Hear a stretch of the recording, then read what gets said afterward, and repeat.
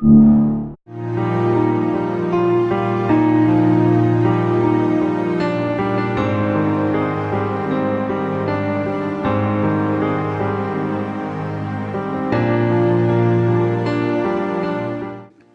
چلو کے پیش نظر آج چوتھے روز بھی تمام سرکاری اور نجی تعلیمی ادارے بند رہے۔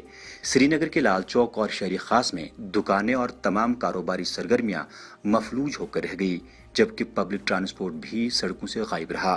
تاہم سری نگر کے سول لائنز علاقوں میں دکانیں کھلی تھی اور کاروباری سرگرمیوں کو معمول کے مطابق ہی دیکھا گیا، جبکہ پرائیویٹ ٹرانسپورٹ کی آواجاہی بھی دیکھی گئی۔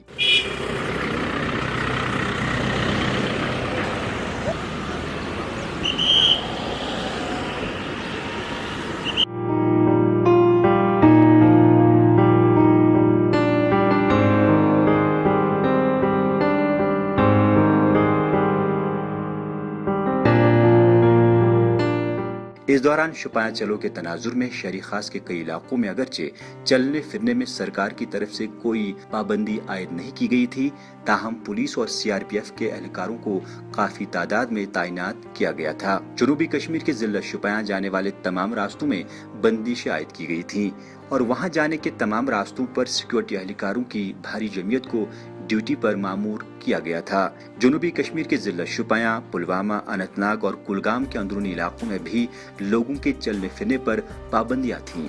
وہی علیحدگی پسند رہنماؤں، جن میں سید علی شاہ گیلانی اور میر وائز عمر فاروق شامل ہیں، نے شپیاں جانے کی کوشش کی تھی، تاہم پولیس نے ان کی اس کوشش کو ناکام بناتے ہوئے انہیں گھروں میں ہی نظر بند رکھا۔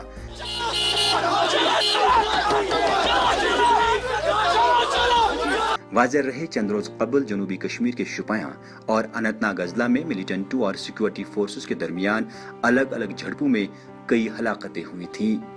کیمرہ پرسن شوکت بیگ کے ساتھ پرویز الدین، خبر اردو۔